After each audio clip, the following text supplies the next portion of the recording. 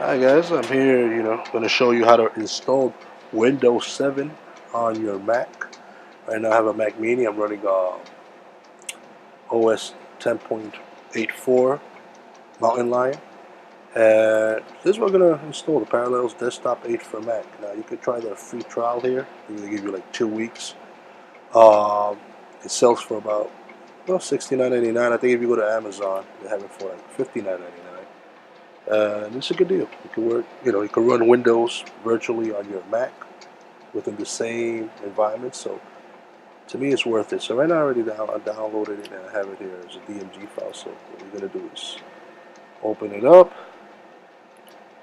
install it, and you're gonna wait it out. Now here it's gonna ask you to update it to the latest, but for the purposes of speeding this video up, you're gonna skip it. But I recommend you download and install the latest updates on it. I think it's like a 300 megabyte update, but you're gonna skip this now because you want to go through this as soon as possible. So no, we're not gonna use the current. Okay, and we continue. Okay, so we're back and just finished, and this window pops up, and you get two choices. You can install Windows, which that's what we're doing, or you can migrate like an old machine and use USB cable. You can migrate your Windows machine into the Mac. That's a different show. That's a different setup. But today we're just gonna install the Windows 7 onto your Mac. So it's gonna be a Windows 7 virtual machine. That's what I'm gonna show you guys. So you pick on that, you hit continue. Now you stick the Windows 7 disk on your DVD or CD-ROM. I have an image of Windows 7, so I'm gonna use my Windows 7 SP1 image and click continue. So you have the disk, stick it in the CD-ROM. If you have an image file of a Windows 7, you can use that too. So I'm using an image instead of the CD-ROM. So there you go. Continue. It's already activated, so I'm just gonna continue it. Now you have your CD key, you just put it in there, but being that I already have mine activated, I'm just gonna leave it like that. Now, next thing, you have these two choices. You have like a Mac and like a PC. Now, like a Mac is basically you're gonna have run Windows in the Mac environment. So everything you're gonna have like a dock here and all your programs down here and all that window programs integrated to your Mac dock.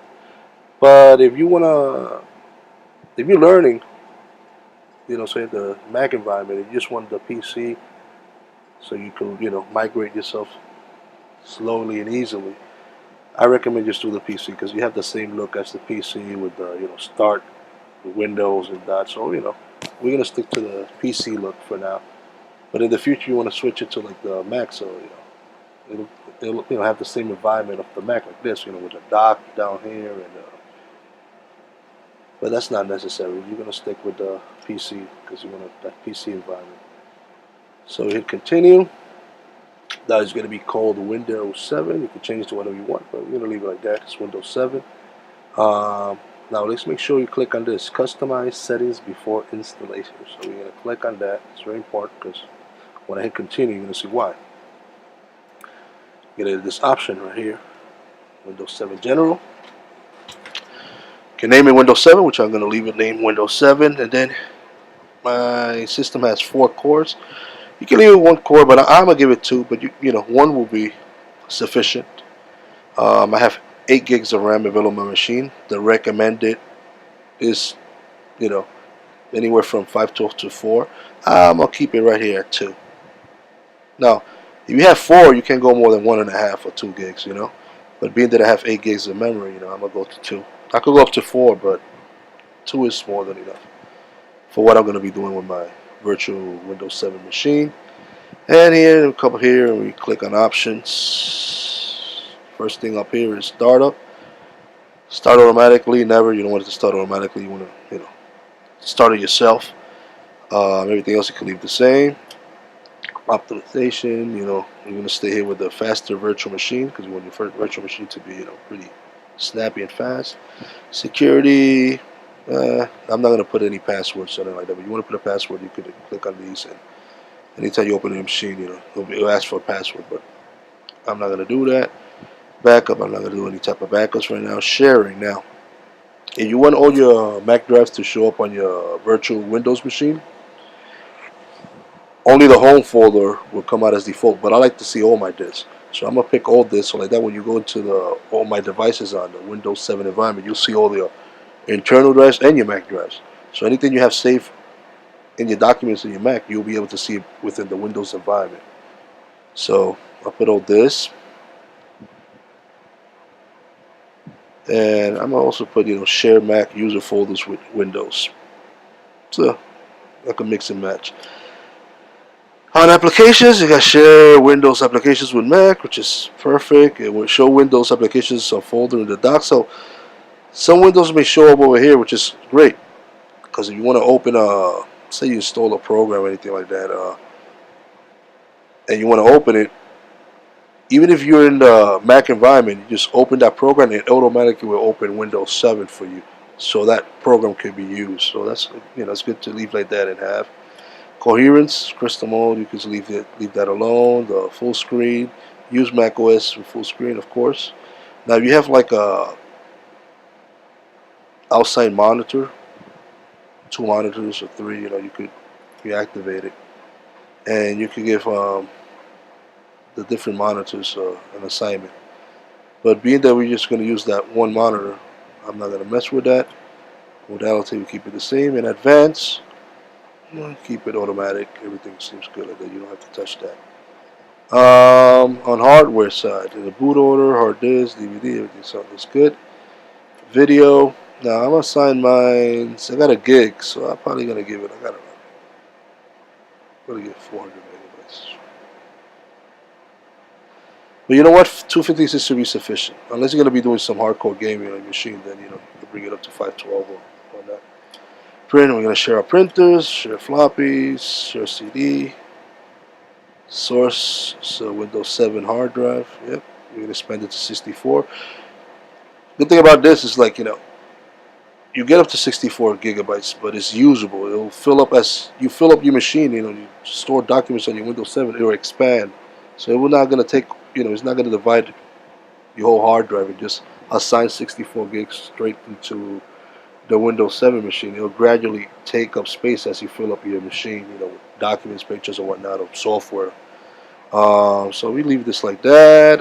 Network, we share the network. Default sound is connected. Share that on Bluetooth. Yeah, I want to share my Bluetooth device, and I do have USB 3 on my machine, so I'm gonna click that. So like that, so I have a USB 3 backup drive. I could use it, and that's it. Once you click on anything you needed, close this out, and we hit continue.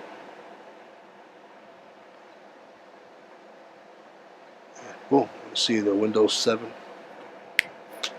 startup installation, and it's gonna take a little while, so I may pause it and come back later on, but let's just leave it out for a few seconds, few minutes, so you can see how it starts. And once it starts the installation process, I'll give it a pause, and this could take quite a while. Depends. I mean, have an SSD drive, it'll be a little quicker. If you're running off a CD-ROM or DVD-ROM, it's going to be a little slower too. So it could take you anywhere from 15 to 30 minutes. So, see it. Setup is starting. Installation is starting. Now the thing about this is you're not going to get none of this, set up your PC and put your name in, register and all that, because Parallels will migrate it from your desktop. So you already put it under your name and your setups on the Mac side. Once it installs, it's not going to ask you for another Windows 7. It's automatically put your name on it, and it'll do all that for you. That's a great thing about, and put in the drivers and all that. So that's a great thing about Parallels 8. All right, so it's going through the installation. As you see, it's going to take a while. When it's in the last part of the completing part, we come back. All right, so there's no reason we're gonna wait this out for half an hour. So I'm just gonna pause it and I'll be back.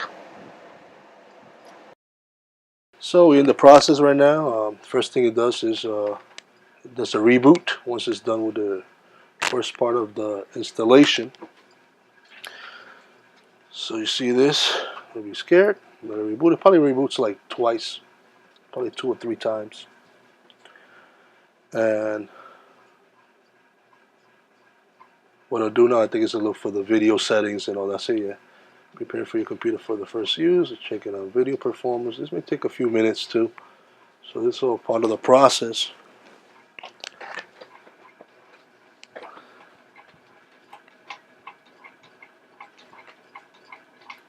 Yeah.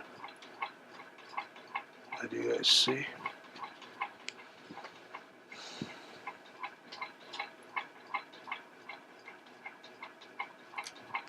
Close this out. Let's close this out.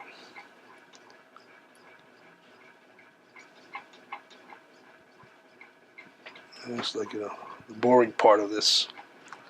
The waiting. So it took about, what, 15 minutes. But that's because I'm running the operating system off an ISO file. But if you're doing it off a disk, it may take a little longer.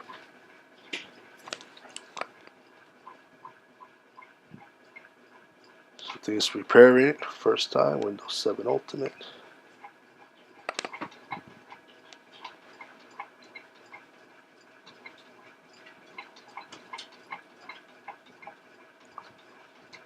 Ba-da-ba-da-ba-da.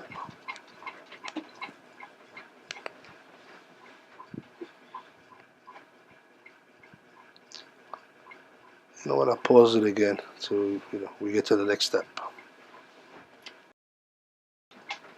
So we continue doing the test. Now it's shutting down for the second time. Doing another reboot. So I think this should be it. After this, this shall be the first boot up. Now, one thing that I noticed, at least with the parallels that I'm using, is that sometimes, gets caught on a loop. Not always. But being that I did not update parallels to just make this quicker, sometimes it runs on a loop like this. But see, it's first going to ask you to pick your home network. I'll do home since I am in my home.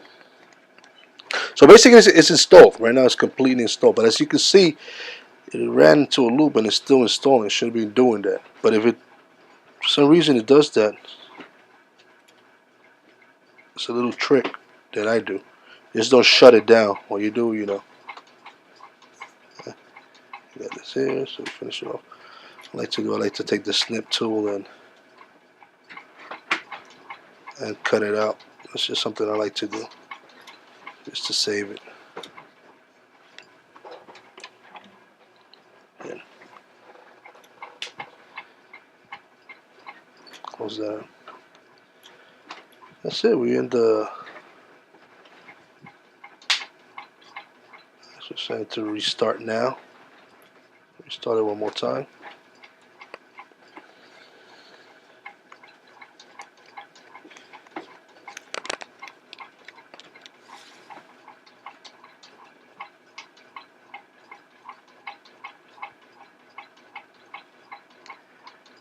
So this is basically it. Now we're gonna test it out. Make sure it's working fine.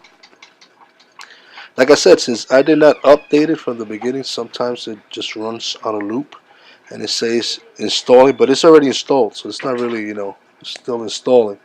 So when this happens, when you see this light right here, see like this installation process still going on, yet you already have, you're already in the Windows environment. So you can see my computer.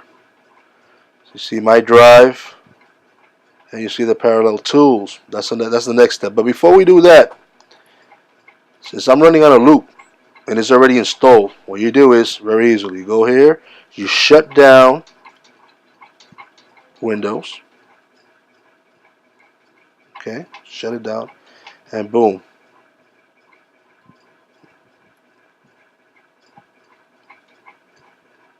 What I do is quit Parallels, and then it's gonna give you like a see, put a little disk thing on the desktop. Parallels, Windows Parallels, a little shortcut on the desktop is right here. You can see. It puts this in automatically.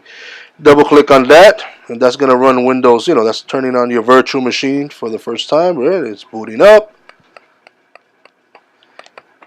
and it should be working beautiful. Now we're gonna test the sound of that. If you're not getting any sound or not, so what you do, you run the Windows Update, and that should update the sound or any problems you're having.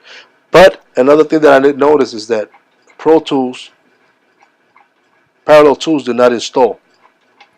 That's very easy to do. If when you turn on your computer, see that you go to My Computer, all the other drives are not showing up. It's because you got to install Parallel Tools manually. So it can migrate both systems and as one, and you can interchange files from Mac to PC, from PC to Mac. So what we do here is I turn it on again. You go to here, up here to Virtual Machine, and you see what it says Install Parallel Tools. Click on that. Click Continue. It's right here. It's going to be a CD-ROM. Click it. Yes. And it's just only Parallel Tools. Now that, those tools you needed to the Windows virtual environment will migrate with Mac environment. So you could transfer files from Mac environment to the PC environment and vice versa. And then you're going to go to My Computer again, and you're going to see how all the drives show up on your device, on your My Computer devices and drives. You hear that sound there? Installing software, blah, blah, blah. Now we got the sound. You'll put in all the necessary drivers for your virtual machine. That says you have to restart, so you hit restart. You'll restart your virtual machine one more time.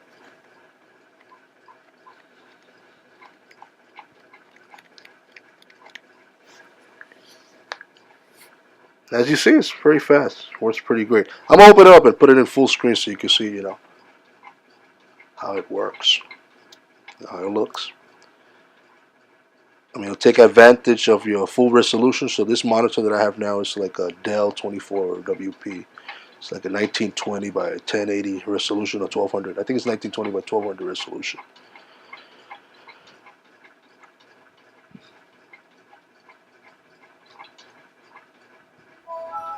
There you go. I know this is another thing it does. It takes all your. You see, I have a lot of pictures here. So it takes everything from your Mac environment, like everything you had in your desktop, and it'll put it on your Windows environment. So you can share, any files you have on top, you'll share it from there. And now it says that this Windows application folder will be added to your dock. So also put this application on the dock. And anytime you want to put an application on the dock, so like I said before, if you have, say you're using Word for PC, so you could put it on the dock right here without Parallels being open, and it'll know that it has to open your virtual machine so it can be used because it'll be an executive file. So that's a good thing is when you migrate the software, it works great together. So boom, boom, boom, I stretched it out, put in the right resolution. Now we check this baby out. Let's go to, well, let's just open my computer. So I can show you. You see your local drive, 52 gigs free out of the 63 assigned. It shows you a full Mac drive. I have a 512, 476 showing on my back drive, and it has also the Parallels virtual drive, and you have your CD-ROM and all that showing, and also like a network drive, a home drive. This is a drive that assigns you, so you can share information. Everything you put in that drive will be shared by both machines. But since I picked to share all the disks, so now it shares all my disks, the Mac disk, and so anything that I want from the Mac disk, is here. Users, my name, all my documents, the downloads, my movies. So everything that I have nothing there. And another great thing is that when you look into your documents, you see what's in your Mac also. So this basically will combine everything you have in your Mac environment and your PC environment. all together. So you have, you don't have to like search different document folders. Like within that same document folder, you have both environments in there. So you have a picture, boom, you go to my pictures and you see it. See, right there on your regular Mac and PC environment. So that's it. I mean, as you can see, it works great. It's super fast. It's snappy. Come back here. You can get off the full screen view. You can just go back. That. The thing about it, like I said before, let's say you wanna put a picture that you have. Well, all the pictures are here already. But let's say if there's any other file that you download on your Mac environment, you want to put it here. You can always like take it and just move it over. It was already here, but you could go back and forth and migrate all your files. And that's it, folks. Hope you enjoy this and it was a help to you. Bye bye.